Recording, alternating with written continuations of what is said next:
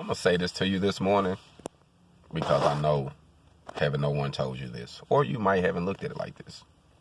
You know, you're going to get fucked by somebody in life. A few people is going to fuck you. This is what it is. You're going to get took advantage of. You're going to get mad at somebody because you had the attentions. They had different attentions. You gave a lot and they didn't really give. You know what I mean? You're going to, all through life, you're going to face this type of situation. So let me tell you what to do. Pick your circle of people who you going to allow to fuck you.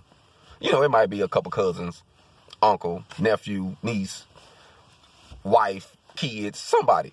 Pick your little circle and say, okay, I got my group over here. This group can fuck me. Y'all can fuck off. I ain't got nothing for you. You can move your bitch ass out the way. Only these amount of people can fuck me today.